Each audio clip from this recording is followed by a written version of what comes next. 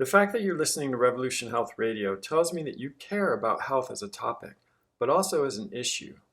The current medical model is no match for the challenges it faces today, let alone tomorrow. We'll always need doctors, but what we need now is an army of healthcare professionals skilled in helping people make diet and lifestyle changes that could literally save their lives. What if you could earn a living making an impact like that? You can. It's the job of a health coach, and they play a critical role in the future of medicine.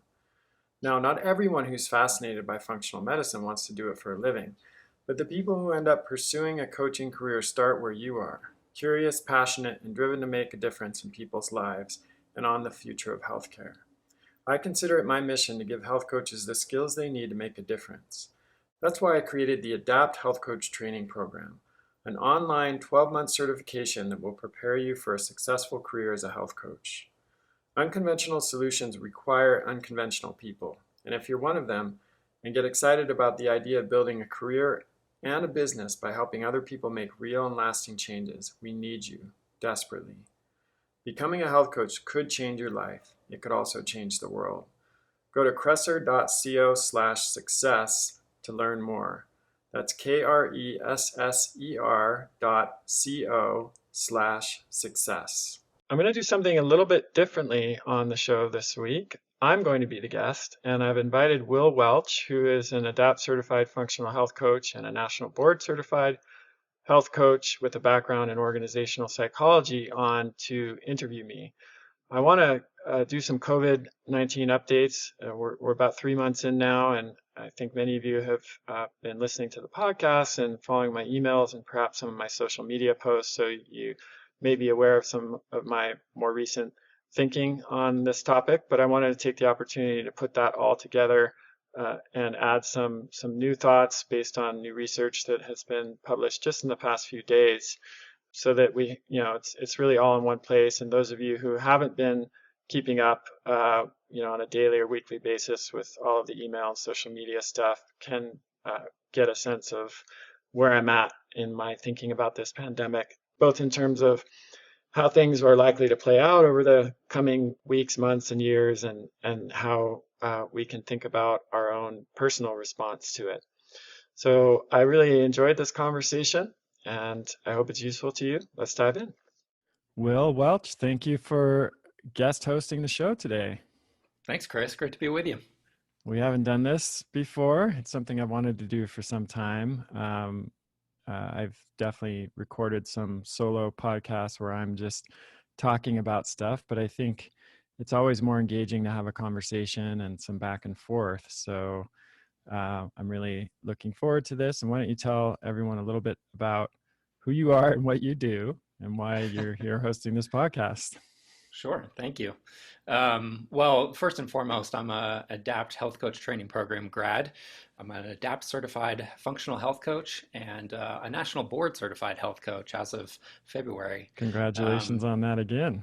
Thank you. Appreciate it. Program was such a good setup for passing that. So really thrilled to have alphabet soup after my name now, NBUC, HWC, and ACFHC. Yes, lots of letters. But I actually got my start in research doing health psychology research. And so bringing that and my corporate human resources career together brought me to health coaching. And I thought it was a great fusion of everything I had done up to that point. And so that's when I found the health coach training program. And now I'm also the enrollment manager for Kresser Institute. So really glad to be here with you on this and have the opportunity to ask you some questions about COVID. Great. Well, let's dive in. Great. So we're almost 3 months into the COVID-19 pandemic in the US. How are you thinking about the next stage? Oh boy, I think about it a lot. And it's a big question, and it's one that has a lot of different, you can think about it in a lot of different ways and from a lot of different perspectives. So I think a lot of the obstacles that we're facing right now are actually psychological, emotional, behavioral, and even political and cultural, rather than just technical and scientific. Certainly we have the technical and scientific challenges that we're facing, like, creating testing that is more accurate and can be deployed more quickly, creating effective treatments or a vaccine, creating more effective contact tracing strategies and technologies. All of that's very real. I mean, we're working on that. We're making progress. But the longer this thing goes on, the more I see that the psychological, emotional, behavioral, and then political and cultural obstacles may be even larger and more difficult to overcome. So what I mean by that is psychologists have known for many years that we respond to our reality based on our situation, things like our age, our gender, our race or ethnicity, our socioeconomic status, our beliefs, our health. All of these inform how we react to stimuli and information that are coming in and that determine our quote reality. And in psychology, there's a concept called unmotivated cognition, which is the psychological realm that shows how people spin information and arguments in ways that give them the answers that they want. And what this means is that feelings and reactions tend to overpower facts, and we often will interpret facts in a way that helps us feel good or virtuous or like we're doing the right thing, we're on the right side of things.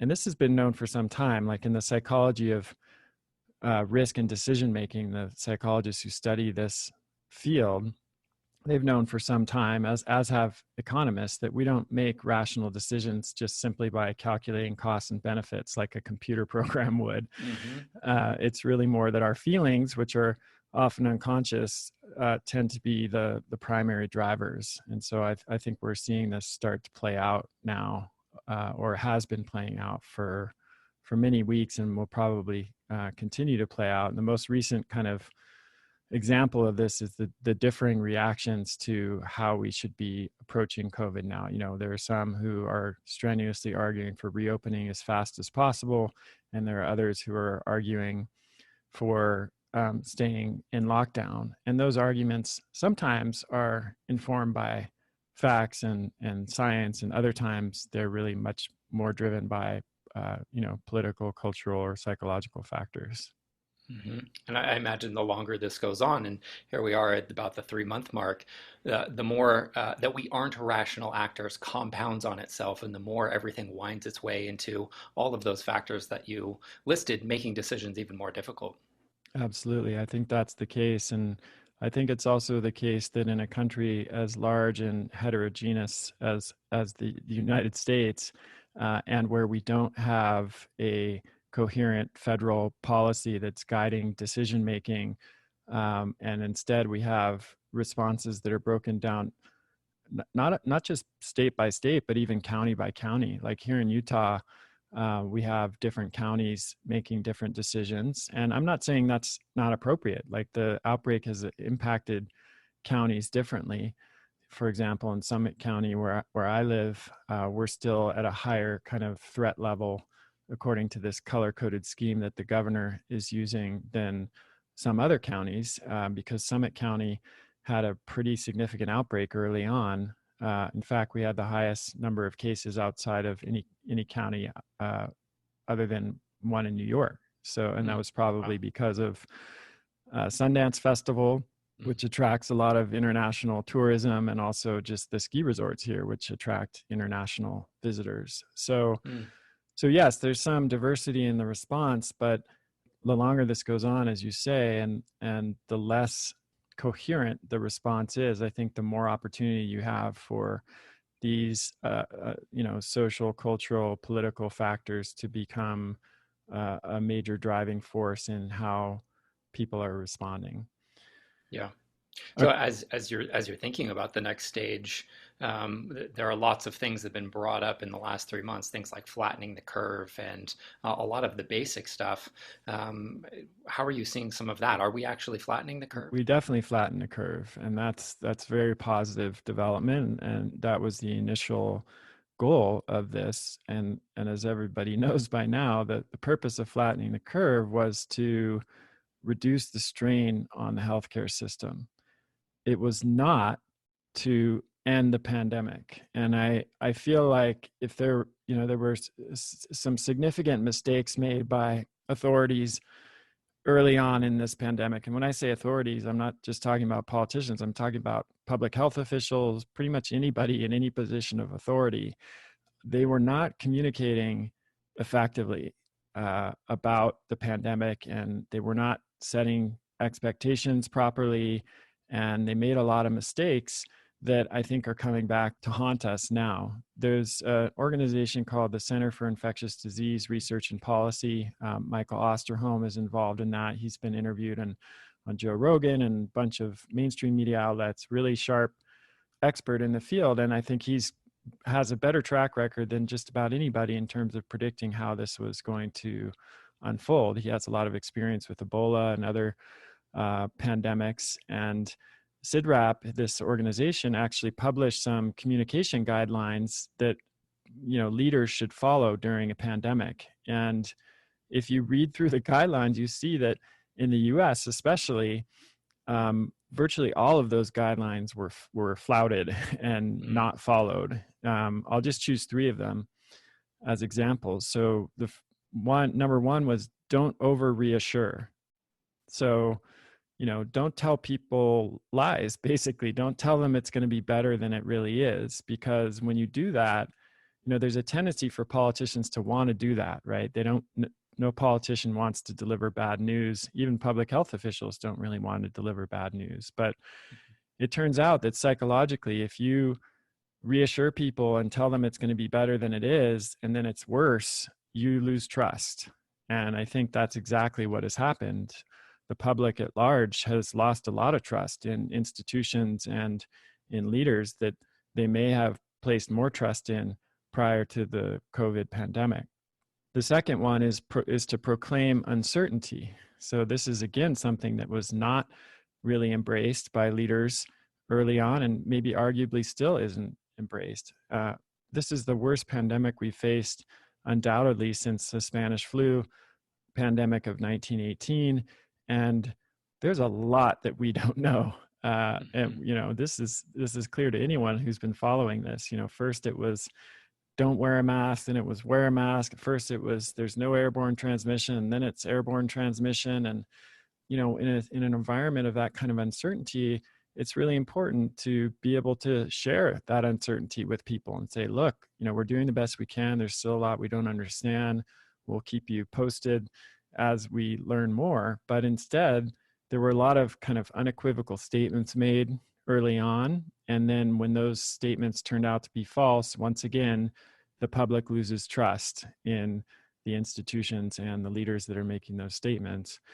And the last one, there's actually 6 principles, but the last one I'm going to talk about is shared dilemmas. So this is related, of course, to not over reassuring and proclaiming uncertainty. But if you have a situation where there's not a clear winning choice, and you're actually choosing between 2 not so great options, that's a hard situation to be in. And again, that's kind of a nightmare scenario for a politician, right? We want to have like a great option to choose and offer people. But if the options are really between, like, let's say, shutting everything down and having enormous economic disruption and also death and all kinds of other consequences from that economic shutdown, or not shutting down and a kind of unfathomable level of disease and death as a result of not shutting down, that's a big dilemma, right? Mm-hmm. And it turns out that being honest about those dilemmas and sharing them openly is the best approach, rather than sugarcoating it and making it sound like, hey, if we do this shutdown, things are going to be great. We're going to be back to normal by Easter, or back to normal by Memorial Day, or whatever. Again, if you do that and it doesn't happen, you lose trust. So I think these are some of the issues that have taken place. And it's going back to your original question. Yes, we flattened the curve, but that it should have been clear from the start in all of the communication that was happening that was just the first step. Or let's think about a baseball game. Flattening the curve is like the first inning. And now we're at the end of the first inning, or maybe we're entering into this, we're in the second inning now. And there's that Churchill quote, that's been shared a bunch of times, where he said, now this is not the end. It's not even the beginning of the end, but it is perhaps the end of the beginning. And I think that's exactly where we are now.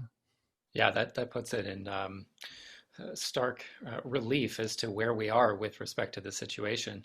And thinking about that in the context of 3 months only being getting into the second inning, I think that presents a landscape that people may not be thinking about. Yeah. Um, yeah, you talked Yeah. about the psychological component of this and just shared some things around uncertainty and over reinsurance and trust. I think information has a lot to do with that. And many countries have been the most successful with COVID when they've employed a test, trace, and isolate strategy, which provides information about who has coronavirus and where that came from. How viable do you think that is here in the US? Well, right now we're nowhere close. Let's just start there. Hmm. We are not yet in a place where we can effectively implement a TTI, test, trace, and isolate strategy like countries like Taiwan have, for a number of reasons. So again, this breaks down into technical and scientific challenges, and it breaks down into social, cultural, political challenges. So starting with the technical and scientific, we don't currently have the capacity to test a large enough number of people in order to make testing a cornerstone of how we get through this. Right now, we're doing about 300,000 of the nasopharyngeal DNA swabs, where they stick a swab way up your nose and twirl it around a bunch, get some material, and then send it off to a lab. And we're doing about 300,000 of those a day. And our current capacity, most experts estimate, is about 500,000 per day. So we're almost, we're nearing the top of our capacity, and that's not even close to enough of the number of tests we would have to do to effectively implement TTI. Antibody testing is another issue. Let's come back to talking about testing in much more detail in a few moments, but I just want to kind of broadly answer your question first. So those are, that's a challenge with the testing part. Then the tracing and isolating part of the equation, I think, is part technical and scientific challenge and part cultural and political. So a lot of the countries that have had the most success with these TTI approaches have been countries that are relatively homogenous. They have a high level of trust in government. The citizens of the country do. They have much smaller populations, and they're much more likely to submit to measures that could lead to a significant decrease in their privacy. And none of those things are true about the US. So we have an enormous population. It's heterogeneous. It's politically diverse and fractious. Security is a major concern, as it should be in the US. And so even if we were able to overcome the technical and scientific hurdles of an effective contact tracing strategy, I don't think we have the political and social will to implement that on a broad scale here. And it has to be done on a broad scale for it to be effective. If Hmm. it's only done kind of half-heartedly, we might get some benefit, and I think we will get some benefit, but it won't be, it can't be the cornerstone of what we do as it has been in some of the other countries. And then that brings us to isolation. That only works if you know who to isolate, right? Yeah. And then it only works if people agree to be isolated. So again, that has both a technical and scientific and a social, cultural, political aspect to it. So, I could summarize by saying I think TTI will be some part of the solution. It already is. We're already tracing contacts in a pretty low-tech way right now. And it will be one of the elements that helps us to move through this, but not to the degree that it has led to really significant results in Taiwan and Hong Kong and Singapore and places like that. Yeah, and looking at those countries as an example, it's really hard to draw an analogy here to us in the US. The context is just so dramatically different for all the reasons that you just shared. That's true. And that's a good point that applies to many other discussions that are taking place right now, like Sweden, for example, has pursued a different strategy. And even if that strategy that they've pursued, which is, trying to get towards herd immunity by letting younger people who are not at high risk get infected, with the idea that if they reach a certain percentage of infection rate, the virus will die out on its own. Whatever you want to say about that strategy, whether it's good or bad, and there's a lot of controversy about it, we can unequivocally say that even if it is effective in Sweden, that doesn't at all mean it would be effective in the US or in Africa or any other country or region for that matter, because the demographics of the population, again, their level of trust in the government and willingness to go along with the recommendations, their ICU and critical care capacity, their access to PPE, personal protective equipment, all of that goes into determining whether that's an effective strategy for a given country or even a given state or county in the US. So we always have to keep that in mind when we're talking about this stuff. Right. Yeah. And there's those microclimates again, as you were mentioning, the county where you are versus the county where I am versus New York City. We have lots of little considerations for each of those places. Absolutely. You Montana mentioned is not New York City. no, You could be in Montana and really not even know that COVID is happening. Other, like if you were not, following social media a lot and just kind of walking around there, you wouldn't really know it. But in New York City, there's no way to not know it. Your entire life has been turned upside down. And I think that actually is part of what has driven the polarization in this country in terms of how people are responding to this, not only along political lines, but also geographic and social and cultural lines. Because one person's, your experience of COVID, Will, is undoubtedly different than my experience, which is in turn different than, our fellow coworker who lives in New York City's experience, which in turn is different than, my friend in Montana's experience. So when you have this dramatically differing levels of experience, that then, if we talked about before that our psychology of risk and decision making is really highly informed by our experience, not just the facts. So that makes a big difference. Yeah, absolutely. You talked before about in the test trace isolation strategy, wanting to come back to the testing piece. What are your thoughts on that? Well, there's two types of testing, of course. One is testing for a current active infection, and the other is testing people to determine if they've had a COVID infection in the past. So let's break those down into two categories and talk about each of them separately. So first, for current infection, the most common test is the Nasopharyngeal Swab. We mentioned that earlier. It's a very deep nasal swab, so that they're not just rubbing it around the outside of your nostril. They stick it way up there, twirl around. If you've never had one of these, they're quite uncomfortable. Your eyes water, and it feels almost like that moment where you're about to sneeze, extended for several seconds. Wow, so I'm not trying to dissuade anyone from getting tested. So what they're doing with that swab is they're gathering genetic material, and then they send it into a lab and that looks for COVID genetic material, and then returns results in 24 to 48 hours. Is possible. It's longer in some places. And it's quite accurate. No test is perfect, but there's a relatively low chance of a false positive or false negative with that test.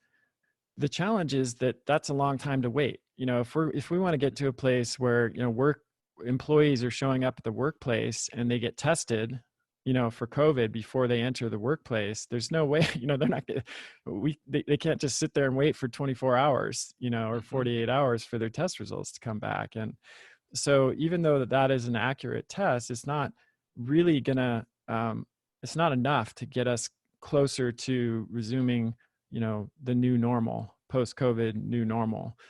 So with that in mind, there are, of course, many companies that are working on tests that can return results more quickly and tell you if you have a current infection. So one is the Abbott ID Now kit. This is the kit that has been used at the White House. So it's a point of care. It's also a genetic test, but it can return results in anywhere between 5 and 13 minutes rather than 24 to 48 hours. Now, the problem with this is some studies have shown pretty high rates of sensitivity and specificity, which means uh, the sensitivity determines the chance of a false negative result, and specificity determines the chance of a false positive. And so, one study, for example, found that you had no chance of a false positive with this test and only about an 8% chance of a false negative, which is pretty good, definitely usable in the field. But then there was a big study done by NYU that showed much worse results. The chance of a false negative was almost 48%, Oh, which wow. is really not better than a coin flip. You Right. had about half of, yeah, do I have it? I don't know. Let's flip a Right. coin and Yeah. find out. Right. The chance of a false positive was still very good. It was, but not 100%, but it was, or not 0%, but it was about 1.5% chance of having a false positive, which is totally usable. And so that led to the NYU researchers who did the study, and then some other experts in the field like Peter Hotez calling for that Abbott ID Now kit not to be used, and the White House should use a better technology. So there's a lot of controversy about that. There's another one called the Cepheid Gene Expert. This is based on a genetic testing platform that's been used to detect other pathogens before. So it's got a history to it, and they just adapted it to be able to test for Sars coronavirus 2. And it's another point of care genetic test that returns results in about 30 to 45 minutes. So not as fast as the Abbott ID Now, but and still maybe not super practical for certain applications, where someone's waiting for 45 minutes, but way better than 2 to 5 days, right? So this is an accurate test. The chance of false negative is about 5%, so that's 95% sensitivity. I couldn't find a specific number for the specificity or chance of a false positive, but it seems to be very specific and accurate. So this seems to be emerging as like the maybe the best option in terms of a rapid response genetic test. And then another company called Quidel just came out with an antigen test that got emergency FDA approval. That returns results in 15 minutes. And it's not testing for DNA like the other two, the Cepheid Gene Expert and Abbott ID Now. It's actually looking for viral antigens, which are viral proteins. So not the DNA, but the proteins. And this test, unfortunately, has some issues in terms of accuracy as well. The chance of a false negative is about 20%, but the chance of a false positive is very, very low. So some people are arguing that the way that this test could be used is to quickly screen a whole bunch of people.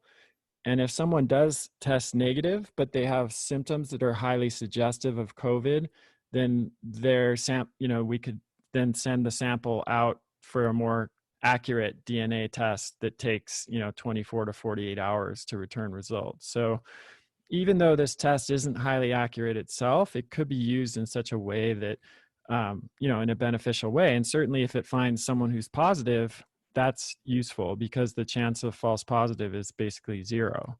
So I think as we move forward, we'll see a combination of these different types of testing platforms that are used in different ways. And, we'll get there. I'm optimistic that the testing will improve.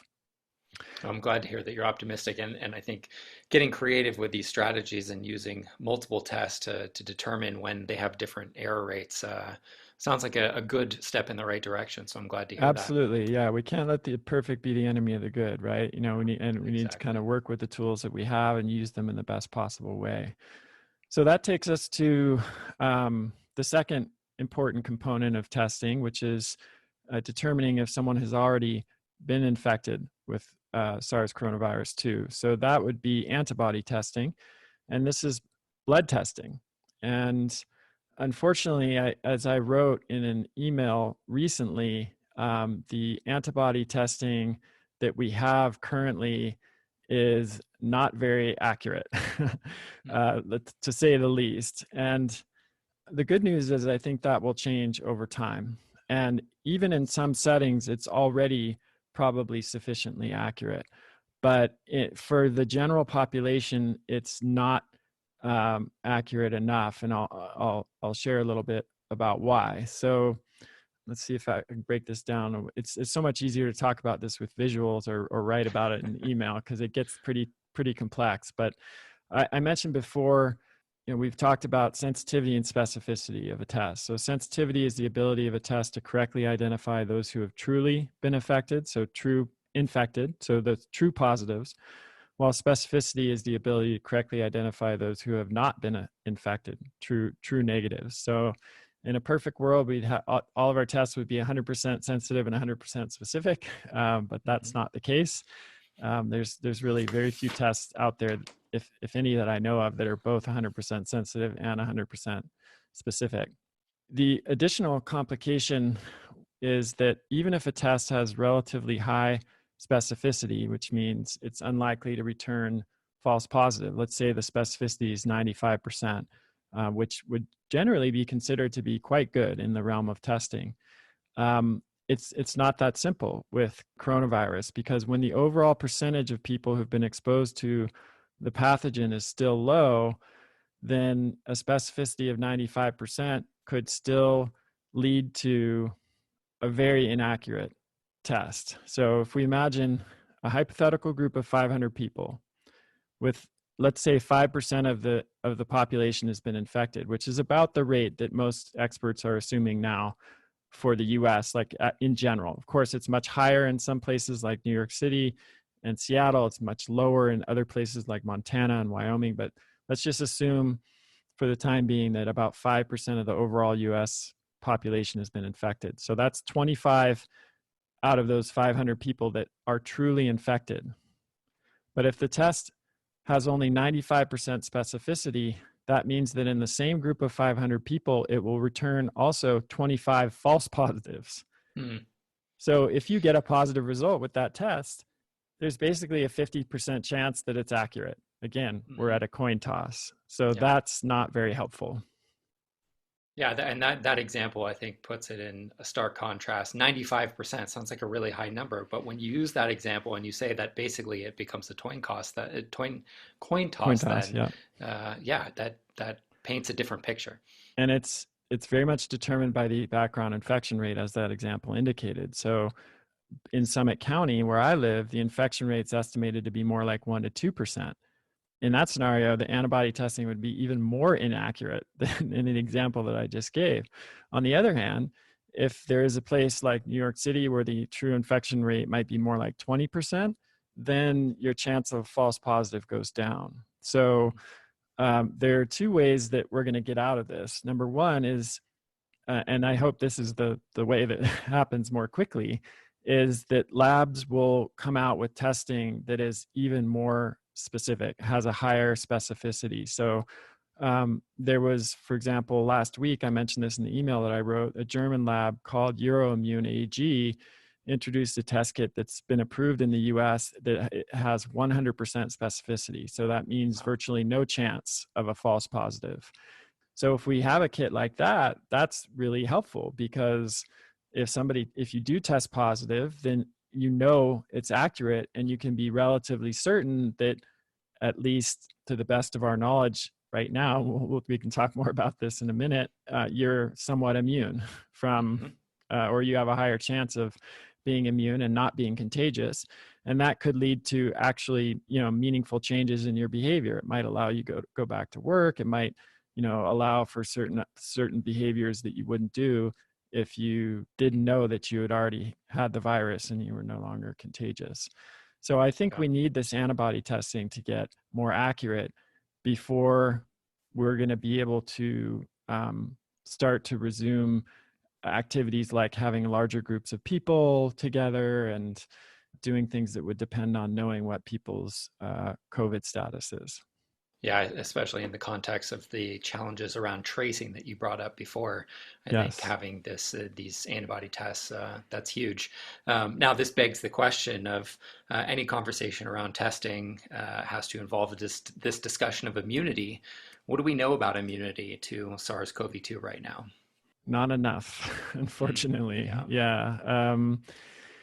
There's some conflicting data so far. On the pro side, there was a study actually published in Science, and the researchers found T cells in the lungs of people with COVID, and that's typically bodes well for the development of long-term protective immunity against a pathogen.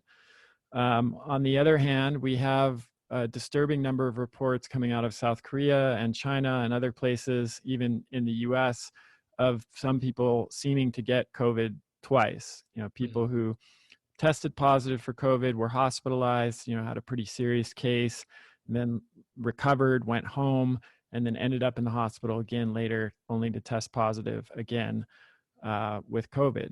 And so, there's some people believe that one or the other of the test results might have been wrong. So as we've been talking about, there's chance of false positive. So perhaps the first time they were sick, they actually had a flu, and the second time was COVID, or vice versa.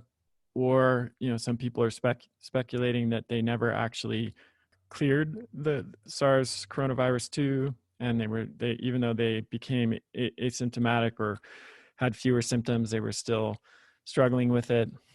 I think what's clear at this point is, I've heard a number of virologists and epidemiologists express this, is that COVID-19 is one of the most diverse, and I've heard words like weird and bizarre used to describe the virus and the disease that it causes, because it really is a chameleon. It has so many features that we don't even really yet understand. And I think this question of immunity, and whether it's lifelong or whether it's short-lived, or perhaps we get a certain amount of immunity to it and we're able to contract it again, but the second time it's less severe. We don't know the answer to these questions yet, and we really we need to find out, because that, of course, the answer is going to drive many different decisions that we might make in terms of how to move forward in the safest way. Yeah, and to go back to your analogy of just entering the second inning, only being 3 months here in the US, but globally, maybe in the fourth quarter of 2019 is when it started to emerge. We're still collecting data from a scientific standpoint. It's hard to answer questions like this with just a handful of data points in some areas for certain questions. Absolutely. As you know, that's not how the scientific process doesn't work well under pressure generally. Yeah, And right. these, to be methodical and accurate with these processes takes time, and it's incredibly frustrating for everybody involved, because we feel like we don't have a lot of time. We want the answers now, and we want to be able to make informed choices based on those answers. But it takes time to collect all of these data and make sense of them, and also for the peer review process to happen. I mean, that's another thing that's difficult about the research that's being published right now, is that a lot of it isn't peer reviewed, because we're trying to get it out as quickly as possible, which I think is the right approach, but we're sacrificing accuracy for speed, and we just have to be aware of that. And we have to not get too attached or wedded to any particular result, especially when it hasn't been extensively peer reviewed.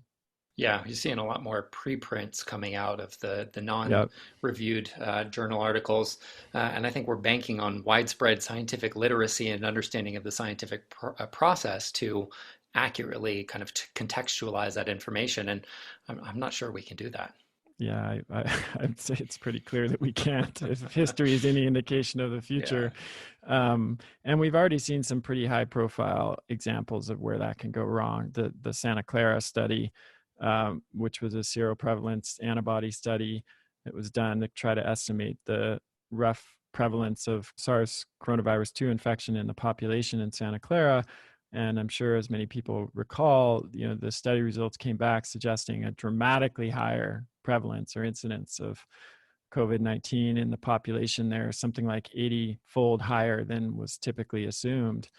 And then those data that were published by the researchers who did that study have been roundly criticized and challenged by other researchers. But it made quite a big splash in the media at that time, and it became even a rallying call for the group of people who believe that we're overreacting to this virus, and that really many more people are infected and don't have any symptoms at all, and therefore we should end the lockdown. So these findings, and whether they're right or wrong, they can lead to pretty significant policy implications.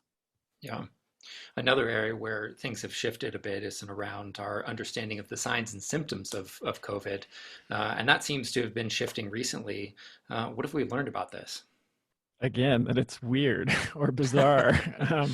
I mean, Those are technical terms, right? those are technical terms. Yeah, like it's so heterogeneous and diverse. It really can present so differently in different people. I mean, starting with, for some people, zero symptoms. There are people who've tested positive who had absolutely no idea that they were infected by the virus. They had no clinical signs or symptoms of COVID-19 at all. Then, on the other end of the spectrum, we've got, very, very severe pneumonia and complications that lead to death. So that's a pretty broad presentation, and you've got kind of everything in between. You have different populations being affected in different ways. As everybody knows by now, those with pre-existing conditions like diabetes and heart disease have roughly threefold higher risk of death. People with obesity, even without any other kind of issues, have a much higher risk of hospitalization, and that for some reason appears to be happening more in young people who are obese. We have no idea why. You've got generally kids who are typically not very affected at all, and thought to be maybe even less contagious than adults. They tend to develop a pretty mild illness, if they develop any illness at all. And then on the other hand, we've been hearing over the last 2 weeks about a very severe multi-system inflammatory disease that's developing in a very small fraction, fortunately, of children. And inexplicably, they develop this weeks after they initially contract the virus. So they have maybe mild illness for the first couple of weeks, during the period that most people would be sick. And then for some reason that we don't yet understand, 3 weeks after that, they develop a very severe and potentially life-threatening multi-system inflammatory disease. So, I mean, those are just a few of the examples of how diverse this is. But from all of the data that have been collected, we can make some, come to some conclusions about what the most common presenting symptoms are. So perhaps somewhat surprisingly, the number one symptom in terms of the minimum percentage of people that experience it is loss of smell or taste. And this is one that only became apparent a few weeks into the virus. In fact, I had a family member who, when I did an Instagram video with an update about this symptom, loss of smell or taste, and she that was the only symptom she was experiencing. And so it led her to go and get tested, and sure enough, she tested positive for coronavirus. So this can be one of the main symptoms, and perhaps in some cases the only symptom. Number two is cough, which is of course more typical and expected. And number three is fever. And then beyond that, you have shortness of breath, other upper respiratory symptoms like sore throat, stuffy or runny nose, fatigue, fairly common, muscle aches, headache, confusion, and gastrointestinal symptoms are, more common than with some other similar conditions, up to close to 20% in some studies. But notably with kids, gastrointestinal symptoms seem to be much more common than in adults. And again, we don't know why that is. So those are the main ones. There's other bizarre, or less common symptoms that are popping up that are confusing people. But I think statistically speaking, those are the main ones. What I would say is if you develop any type of flu-like illness where any of these symptoms are present, then I think it makes sense to get tested, given the diversity of how it can present. If you're able to get tested in your area and you do develop any of these kinds of symptoms, I think it makes sense to go ahead and get that test. Yeah, that does make a lot of sense. And I assume if you're symptomatic, to stay home. Like that's another good piece of advice, right? Stay home. Yeah, I mean, in most some places people are kind of still required to stay home, but even if you're not, it's yes, definitely a good idea to limit your exposure to other people and even limit your exposure to family members when you're at home. If you can kind of set up a little quarantine area for yourself at home, that especially if you're living with people who are at higher risk, I think that's a wise thing to do. Yeah, and so you said in a lot of places people are still required to stay home, but many states are ending their stay-at-home orders. How can people stay safe as they venture out into the world again? Yeah, this is the $1 million question, right? It's So what you're we going to all answer it for $1 million, right? what we all want to know. Yeah. And again, this is a difficult calculation to make and a difficult question to answer in a general way because the answer would be very different for someone who is 80 years old with diabetes and heart disease and who's overweight than it would be for someone who's 25 and healthy with no pre-existing conditions. But in a general sense, I think we can break down the risk of acquiring SARS coronavirus 2 in a pretty simple formula. So the risk of infection is equal to the amount of exposure to the virus times time. So the greater your exposure to the virus, like the more viral particles that you are exposed to, and the longer you're exposed to those particles, the higher your risk of infection.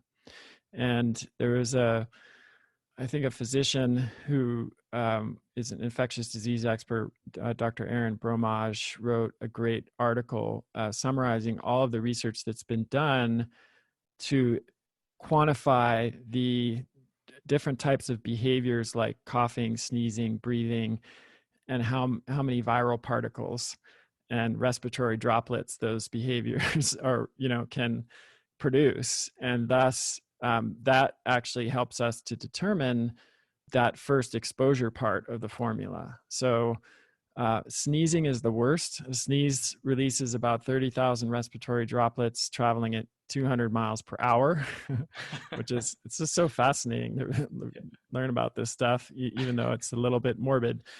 And the droplets from a sneeze are small, so they can travel all the way across a room, and they're also more likely to linger in the air, which is, of course, not what we want. And coughing is not quite as bad, significantly less respiratory droplets, but still plenty to get you sick. So a cough releases about 3,000 droplets traveling at 50 miles per hour. And while most droplets from a cough fall to the ground quickly, they're larger.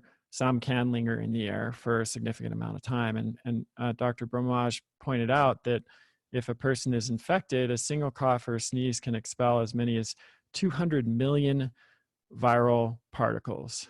Wow. Now, to put that in perspective, most experts estimate that as few as 1,000 viral particles are needed for an infection to take hold. So talking is also potentially problematic, even especially loud talking. One relatively new study, which I mentioned in an email I wrote recently, found that talking can release about 1,000 droplets, and those can linger in the air for about 8 to 14 minutes. And then breathing can release anywhere from 50 to 5,000 droplets. Most of the droplets from breathing fall to the ground quickly. So even though a breath may contain enough droplets to infect someone, the risk is going to be lower because the droplets fall to the ground quickly. Now, just a side note here on masks.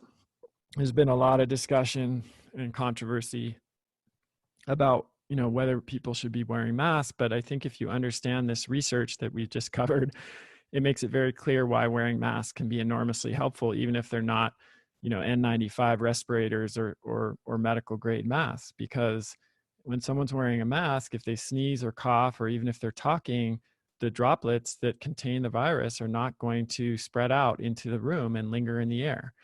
So this is, it's a pretty straightforward thing. Wearing a mask is not about protecting yourself from the virus. It's about reducing the transmission of the virus from any, breathing or coughing or sneezing that you might do, whether you're infected or not. So I think this research shed some light on why face coverings can be helpful. Yeah, and you talked initially about the social and cultural implications in the virus spread as well. And wearing a mask also signals to other people this is something important to do. So I think it serves another purpose as well. Yeah, it's unfortunate that wearing the decision about wearing a mask has become highly polarized and politicized. And, we could look at it as we looked at having a garden at home during World War II. There was this concept of victory gardens because there were food shortages and people were encouraged to grow their own food in so-called victory gardens to support the war effort. We really came together as a nation, and women got jobs bolting airplanes together. There was a massive effort on a national scale to fight a common enemy. And in this case, it was the Germans in World War II. And we could look at interventions like masks in the same way, that it's not about protecting yourself, although, indirectly it becomes that, because if you're reducing the risk of infection and spreading, you are actually protecting yourself. But it's really more about protecting each other, especially the most vulnerable among us. And it's about fighting this common enemy of coronavirus. And that's something that we could have potentially united around and done together.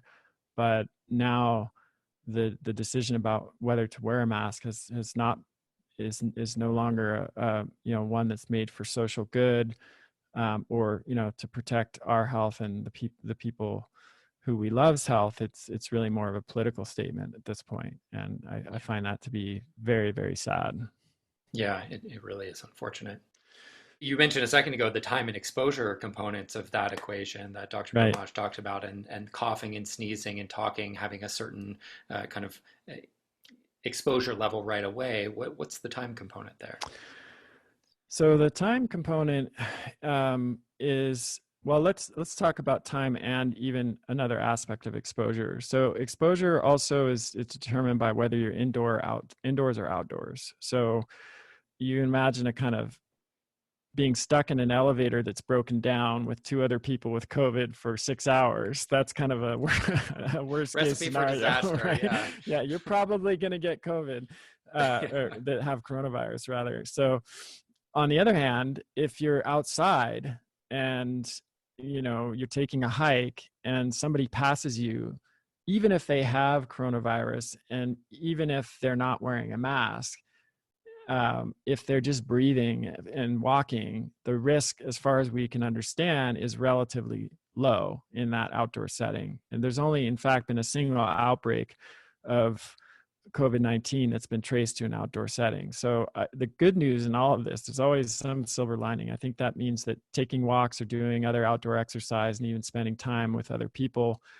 in small groups outside while maintaining appropriate social distance is likely to be pretty safe. On the other hand, the highest risk of infection occurs when spending long periods of time with larger groups of people in enclosed spaces. And that's particularly true when ventilation is poor. So indoor birthdays, parties, funerals, weddings, restaurants, offices, and other indoor workplaces, conferences, churches, choirs, especially because when people are singing, which is, emits a lot of respiratory droplets and viral particles, and maybe theaters, these can all be sources, and they have been, of significant outbreaks.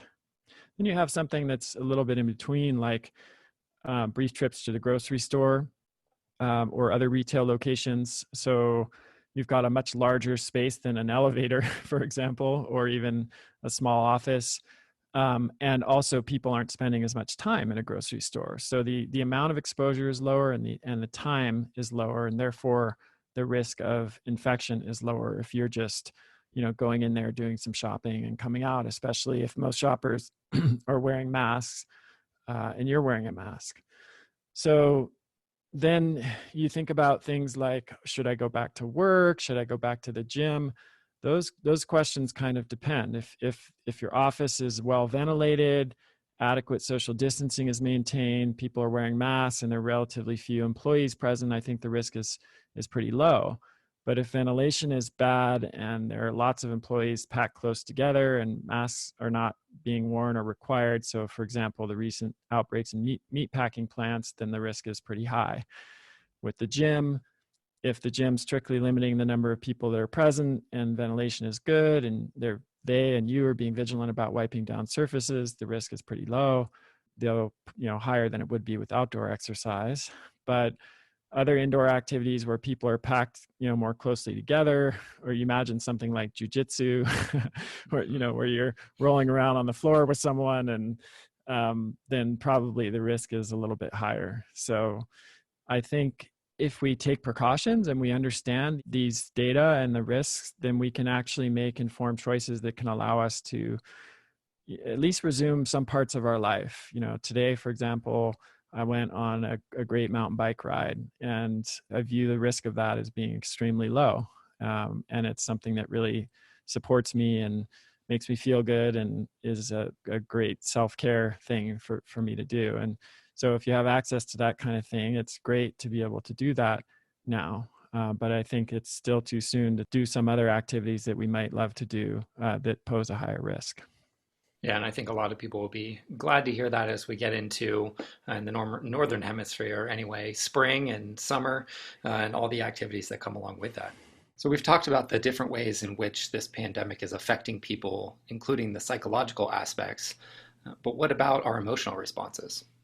Yeah, I mean, we've touched on this a little bit so far, but I think they're really important. And as I said earlier, perhaps the most important factor here, because they determine almost everything, at least on an individual level, how we approach risk, how we conceive of and contextualize this whole pandemic, what actions we're likely to take or not take as a result of it.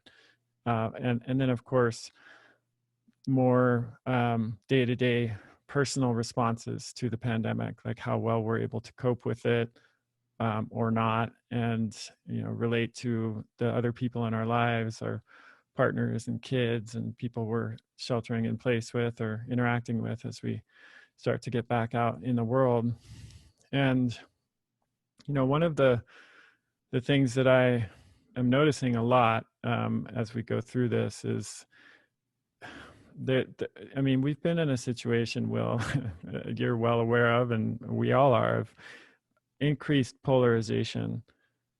And that doesn't just apply to politics. It certainly does apply to politics, but it applies to many other areas of life. On health, certainly you've got like the vegan versus meat eating debates that can become just absolutely vitriolic and vicious. You've got lots of discussion about gender and its place in society and how that's approached, and that can become vitriolic and hateful.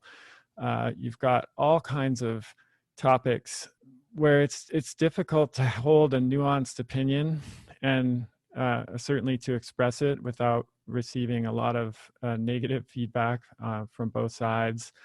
And there just seems to be a lot of anger and rage in the social and political discourse of today. And there are a couple of social psychologists, I believe you know one of them, Will, Jennifer Lerner, and is it Docker Keltner? I'm not sure. Keltner, yeah. Docker, yeah, that did some research and found that anger is closely associated with increased feelings of certainty, control, and optimism, which seems strange that anger would be linked in some ways to optimism. But what they found is that when we feel very uncertain, information that helps us to direct our negative emotions toward a specific target, whether that's a person or an institution or an idea, is psychologically comforting. And that sense of powerlessness that we have in a really complex and overwhelming situation makes it feel good to blame something or someone else, whether institutions or people, because it increases our sense of control and optimism, even if that sense is an illusion of control. And I think that's partly why the response has become so highly politicized to COVID, is that when we're dealing with an invisible enemy, a very complex an overwhelming one. And when we're in a situation where we're not dealing with win-win choices, we're dealing with lose-lose choices. Humans don't function very well in that Yeah. situation. And we do tend to start blaming other people or other groups or other institutions, because that helps us to kind of catalyze our energy and direct it somewhere else. Yeah, that makes a lot of sense. And to be sitting with uncertainty and you talk about nuance and vulnerability there for now we're 3 months into this, that's a long time to be sitting with so much uncertainty and vulnerability. And so it seems natural that people would gravitate towards a more optimistic state. And happiness is great when it's associated with optimism, but you're talking about the connection between anger and optimism here. And that's created this situation, which is pretty combustible. Pretty combustible is a great two-word summary of the situation that we're in. And it's, it's really easy to understand why we would make choices like this, whether they're conscious or unconscious, because uncertainty is one of the most difficult experiences, I think, for human beings to tolerate. When it really triggers that fight or flight response, and we feel vulnerable. We feel like we can't really respond effectively. Like if you study animals in nature, for example, if an animal is threatened by a predator and then it escapes that interaction, the animal, at least in that situation, can run or fight, because the enemy there is visible, is present right then, and it's kind of an acute situation that comes and goes relatively quickly. That kind of stress is not harmful necessarily over the long term, because it just has a short-term impact, and when we can mount an effective response through fighting or fleeing, it has far less of an impact on us. But studies of chronic stress have found that when we can't fight or flee, when we can't mount an effective response, and we feel helpless or powerless, the impact of that stress on our bodies and our minds is far more significant. And I think this is the place that we all find ourselves in. And so I think it's a kind of biologically hardwired response to seek a target, again, a person, an institution, or something outside of ourselves that we can then fight, because that actually helps us to process the stress that we're feeling. Yeah, it takes all the uncertainty and provides uncertainty out of it, provides some clarity in the situation as well. Absolutely. So it's just something to be aware of, I think, for all of us, and to guard against. And there are other ways of dealing with this kind of stress that are perhaps more productive, like getting support.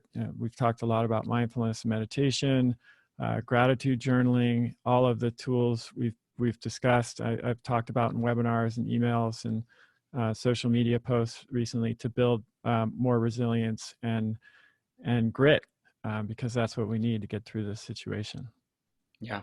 Yeah, and you mentioned optimism before, and it's a great asset for balancing out stress when it's tied to positive feelings and happiness. And there are many things to be optimistic about, as you've talked about in a number of your emails and podcasts as well. Absolutely. Yeah. So some things to be optimistic about might be travel and being able to see people again. So how should we be thinking about risk at a personal level when we consider things like travel, eating out, meeting up with friends, and maybe our summer plans? Yeah, it's a great question.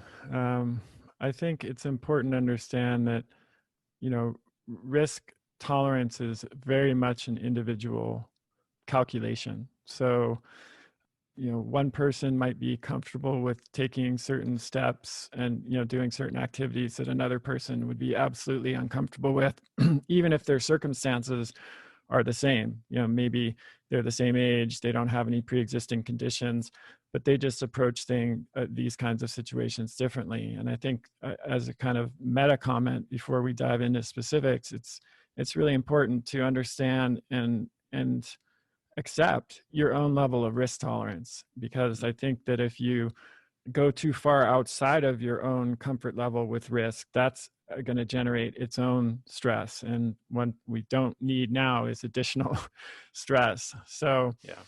And let's, we talk about in the health coaching program a lot, meet yourself where you are. And I think that would be really good advice, yes, paralleling what you're saying. exactly. So let's even take a step further back and talk about ways to think about risk from like a public health perspective, or at a larger population level. So one of the failures in communication that we talked about earlier in the podcast was over reassurance and on the part of leaders and health authorities, and not making it clear to people that we're kind of in this for the long haul, that it wasn't going to be a brief lockdown followed by a return to complete normalcy. And along with that, I think there's been a failure of communication about how to even think about risk.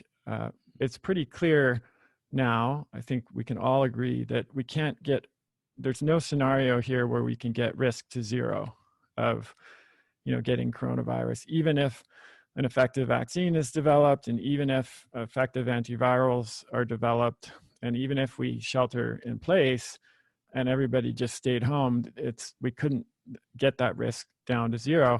And even if we could get the risk to zero by, let's say, sheltering in place and everybody being on lockdown, indefinitely, it's pretty clear that that would lead to other very big risks of, economic turmoil or full-on catastrophe if it continued in lockdown mode, which then leads to death and disease from other causes, and increase in suicide, and so many other impacts that are just as significant, if not more so, than the impacts from COVID.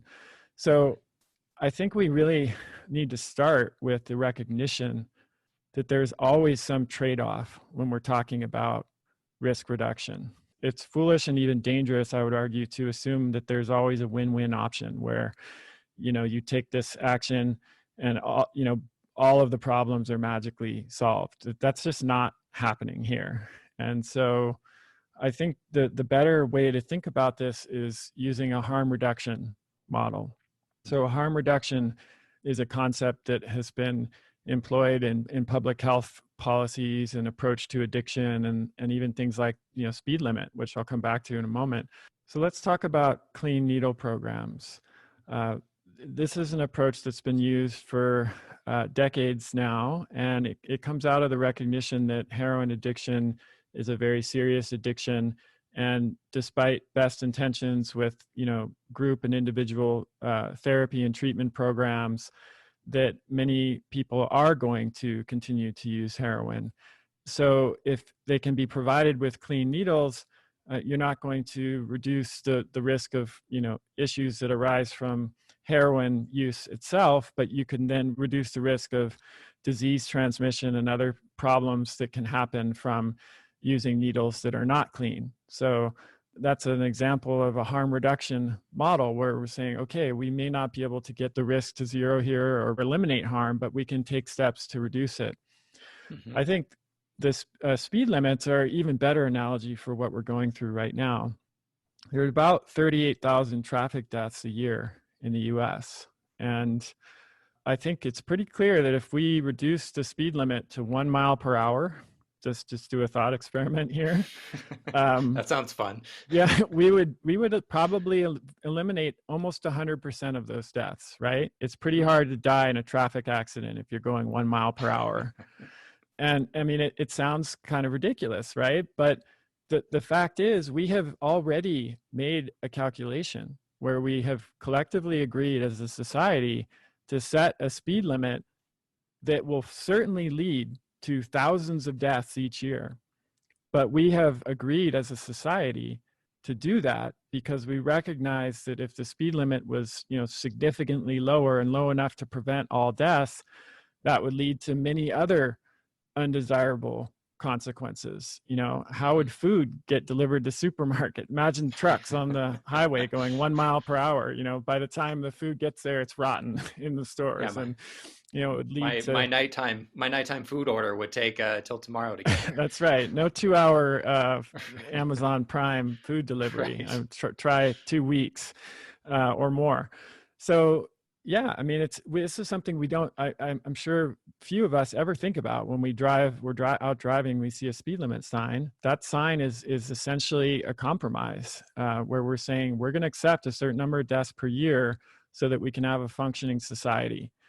And this is where we are with COVID, where in this reopening, we are saying this is almost certainly going to increase the number of people with serious disease and deaths, but we're doing this because we need to have a functioning society. And the analogy is that some of the measures that we're going to continue to take in terms of promoting social, continuing to social distance and advising that people wear masks and all of the other interventions that we've talked about, that's sort of like where we're setting the speed limit, right? And just as there's a different speed limit on the freeway as is a different speed limit on a backcountry road or near a school, we're going to have to set the speed limit to be different for reopening in different parts of the community, depending on what the level of risk is and harm is in those communities. Yeah, I know we were talking about nuance before. There's a lot of nuance that goes into how do you set that in a way that's both open stuff up and you don't risk too much from the economy, but you don't close it down and risk too much from a health standpoint. That's a tough point to set. Yeah, it's the $1 million question. Yeah. With speed limit, we have at least research to guide us on where to set that speed limit to kind of maximize the social utility and minimize the deaths and accidents. But even that's controversial, right? You have the Autobahn in Germany. You've got 80-mile-per-hour speed limit on some interstate highways, and then you've got much lower speed limit in other states. And so I think we're going to see a similar varied response in different states and in different places based on how they assign relative value to the social good of reopening versus the physical and health harm of COVID cases and deaths. So there's really no right or wrong answer here. And what I wish is that just as I wish there was a more productive, constructive debate or discussion around nutrition choices, I wish there was a more productive and constructive discussion happening around this question, which I think is a very valid and interesting question that deserves real kind of dispassionate discussion, but it's turned into a very polarized and often political kind of statement rather than any true discussion. So that's the 30,000 foot view at a population level in terms of thinking about risk and harm reduction. In terms of individual level, I think we need to apply those same principles. We first need to recognize that there's no way to completely eliminate risk, short of going and living in a cave somewhere. But then again, you introduce other risks, which are significant and valid. And then assessing your own risk tolerance. Are you a person who generally has higher or lower risk tolerance? So you start there. And then if you're thinking about something like travel, it would be assessing your risk factors. Do you have a pre-existing condition like diabetes or heart disease? Are you obese? Do you have pre-existing lung issues? If you do, that sort of pushes you a little further into the more cautious. If we think about it as a spectrum, where on the left, you're going to be not cautious at all. On the right, you're going to be more cautious. If you have risk factors, that pushes you a little further over to the right. Or if you live with someone who has risk factors, that pushes you a little further to the right. Think about the importance of the trip. Are you going to be with someone in your family because there's been a death in the family? Funerals aren't really happening that much right now, but let's say there's a death or there's a birth of a new baby. That's a much more important, perhaps, event than something that is work related and not essential, or even a vacation. You have to evaluate your tolerance of risk, as I said, and also your tolerance of inconvenience, because especially if you're going to be traveling by air right now to in places where that's possible, from everybody that I've talked to that has traveled by airplane recently, it has not been a pleasant experience. So, there are a lot of precautions that need to be taken when traveling, and it's already air travel is, with all the procedures, checkpoints and stuff was somewhat unpleasant, but it's become even more that way. You need to think about whether you can practice good hygiene and social distancing, both en route while you're traveling and wherever you're going to end up. So I think those are all considerations for travel. I generally think car trips are safer than flights at this point. And so we'll probably be seeing a lot more road trips during the summer. In terms of like getting together with groups, in some places they've relaxed the restrictions on or relax the sheltering in place order. So in theory, it's possible to, go out and have dinner with some friends at their house or vice versa. That I would apply the same kind of framework that I just mentioned, assessing your risk factors, evaluating the importance of the gathering, evaluating your tolerance of risk. Can you practice good hygiene and social distancing in those situations? Are you potentially going to be exposing other people that are at higher risk? So, for example, I'd really love to see my parents. It's been a while. I'd love for them to see their granddaughter, and they've got other grandchildren that they haven't seen, and they're really missing them. But so far, other than some distanced outside visits that they've had with my brothers and their kids who live close by, there has been very limited in-person interaction because we're really wanting to protect their health. And we know that people who are asymptomatic can be carriers. That's something that is difficult and sad. I feel sad about it, but I feel more strongly about protecting their health and well-being until we learn more about this virus. Yeah, and I think you make a good point there about we're not just making decisions for ourselves, we're also making decisions for the people that we're interacting with. And those can be the people that we care about the most who may have certain risk factors like parents. Yes, certainly.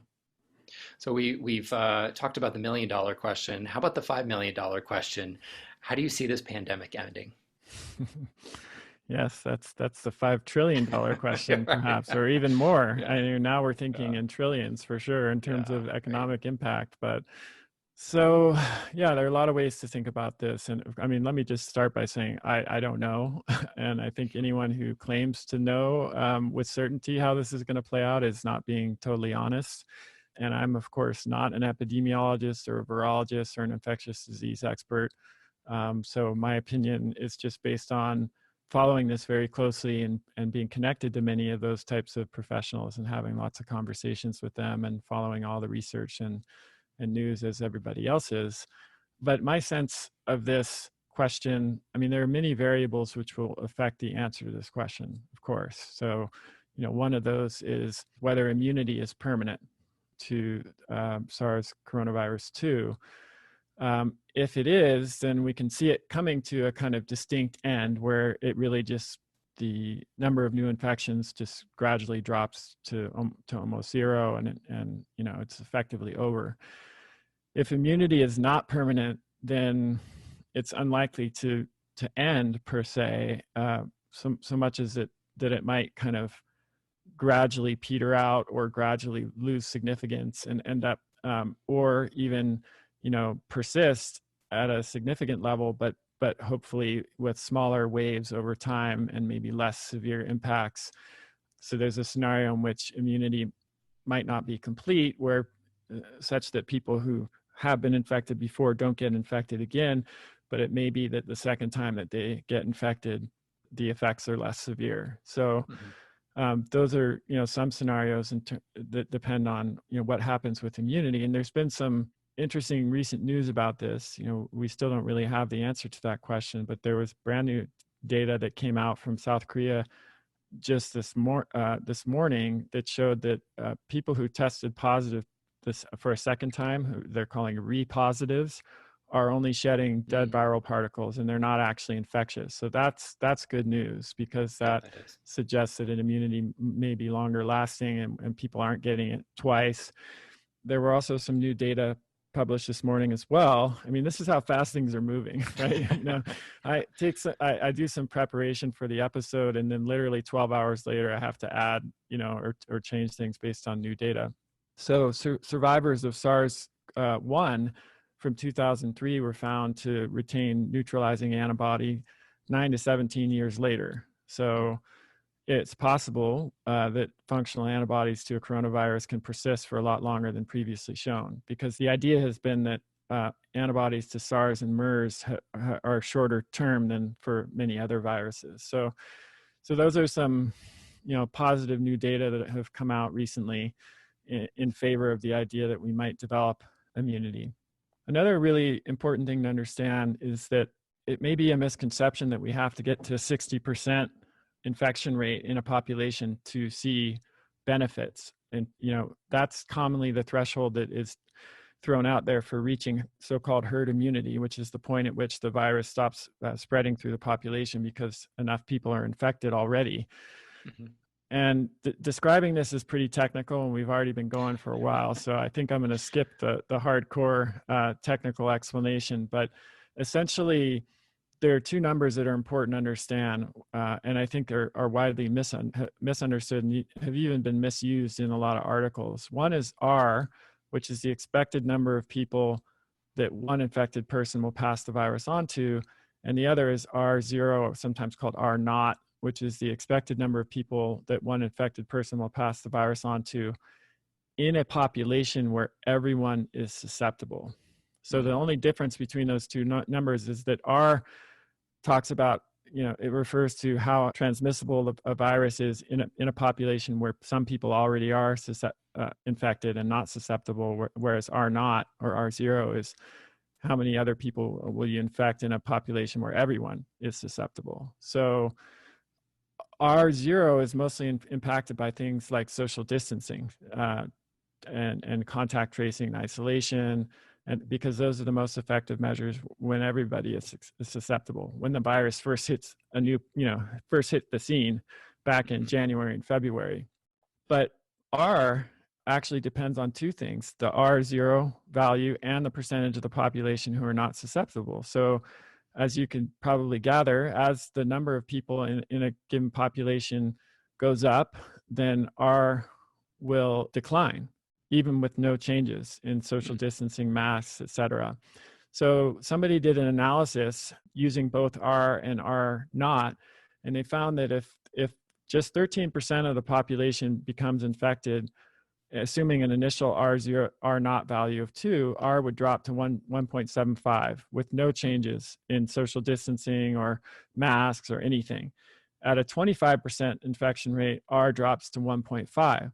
So that's a half point drop from the initial R0 value, just from more people getting infected. And then if you combine that drop in R with a drop in R0 because of the social distancing measures and masks and things like that, then it's conceivable that you could get to an R less than 1, where the number of infections starts to decline rather than stay stable or increase quite a bit before the percentage of the population being infected gets to 60%. So, for example, if R0 can be dropped to 1.5 through social distancing and masks and other measures, then you could potentially get to an R below 1, or where the infection stops spreading, at a 40% infection rate rather than a 60% infection rate. So this is still not, these are models. Models are not perfect, as we've learned, but I think that's, somewhat encouraging news that hasn't been widely understood. Yeah, I think that's helpful context that as more people get infected, things change. And as we do more behaviors like wearing masks and staying home, things will also change. And scientists are out there collecting data to find out the impact of these different things. And as you've said, more and more is out there and being reported, and we have a better sense of what that impact actually is. Absolutely. And of course, in any discussion that we have about how this is going to end, we need to talk briefly about vaccines and antiviral medications. So there's been some big news on the vaccine front this week. One report from Moderna, which was just released yesterday at the time of this recording, that showed positive phase 1 trial results in a very small sample size, 8 people. Normally they would, data would never be announced for 8 people, but right. These are the times we live in, right? Yep. And these 8 people produced neutralizing antibodies to SARS coronavirus 2 that were similar to antibodies seen in the COVID-19 patients that had already recovered. So that's a very positive finding. Of course, this is only a phase 1 trial. There's lots more steps to go through, but it's an encouraging result for sure. On the other hand, we had results from the Oxford lab that suggested that their vaccine won't fully protect against the disease, but just reduce its severity, which is similar to how the flu vaccine works. And the downside of that is that a vaccine that reduces symptoms rather than completely prevents infection takes a lot longer to develop than one that does prevent infection. And it also requires studying a lot more people, because if 20 to 40% of infections are asymptomatic, assessing the reduction of disease severity as the primary endpoint rather than preventing infection requires much larger trials with more people and much longer study periods. So that was kind of a bit of not so great news on the vaccine front. And then there are other significant challenges with vaccines. It's not just a question of can we develop a vaccine and will it work and will it be safe? It's also a question of can it be deployed at the scale that it needs to be deployed at in order to be effective and help get us to a herd immunity situation, or to end this pandemic. And that depends on manufacturing capacity, and it's not something that we can necessarily just throw money and resources at and get the outcome that we want, because there is a shortage of certain supplies that are critical in the manufacture of some of these vaccines. And it seems almost silly in a way, but the glass vials that many vaccines are stored in require a certain type of sand that they're made from that's in short supply. And so that could be a bottleneck, pun intended. And we've seen it with the PPE, with masks, with ventilators. Of course.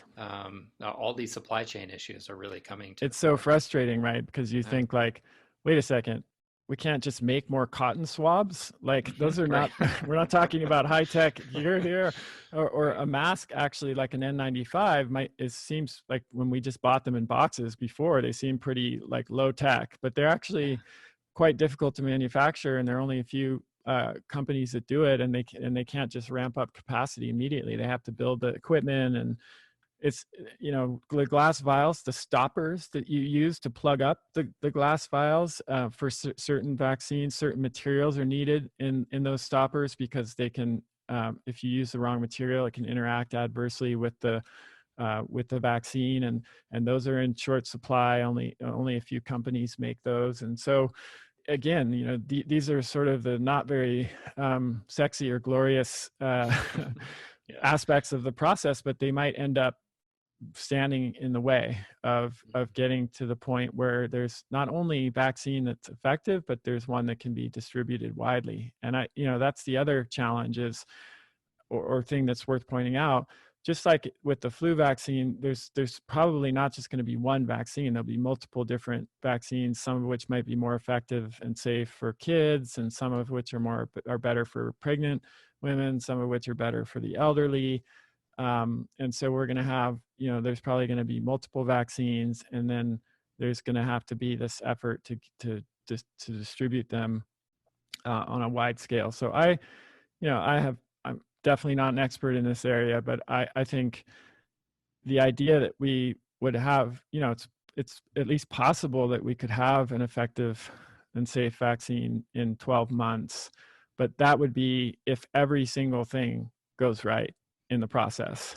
But that's different than saying everybody listening to this show will have access to that vaccine in 12 months. I think that's almost certainly not going to be the case. I think, because there'll be a relatively long path from when the vaccine is ready to when, billions of doses of it are available, or even hundreds of millions, for people in the US. So, and then there's, of course, just the question of safety that's on everybody's mind, because previous vaccines for coronaviruses have led to antibody-dependent enhancement, which actually can increase the severity of acquiring those coronaviruses. And that's something that everyone's going to be looking out for in the development of these vaccines. And I think, fortunately, in the Moderna case, and maybe also the Oxford case, there was no evidence of antibody-dependent enhancement, but these sample sizes are very small. So they need to have much larger sample sizes to be able to rule that out. Yeah. And you also talked about another strategy, which would be the antiviral drugs as well. Did you want to touch on that? Yeah, again, it's not my area of expertise, but I've been following it pretty closely and talking with our infectious disease doctor on staff, Dr. Osfor, who's been on the show a couple of times. And, certainly there's some drugs like remdesivir that have emerged that seem to lessen the severity of COVID. And I think that that's a promising route for development. I was listening to a podcast with Mark Lipsitch, who's an infectious disease specialist, works a lot on vaccines, and I'm sure many people have read or heard something from him during this pandemic because he's been pretty vocal. He was saying that one of the most promising areas for therapy is coming up with drugs that can be taken very early that will slow or stop the progression of COVID to the point where it gets very severe. Like somebody first starts to feel symptoms, they take this antiviral medication, and that significantly reduces the likelihood that they develop pneumonia. If we had medications like that, rather than just relying on medications that people take when they get to the hospital and they've already progressed to a serious point, that would be a huge step because it would really dramatically reduce the burden on the healthcare system and lessen the severity of infections. And I think arguably that would be an easier goal to obtain, is developing drugs like that, because if you look at most antivirals that exist today, they do tend to be much more effective when they're taken early on in the progression of the disease, and they become a lot less effective the later they're taken. So I think that's a fruitful avenue for exploration.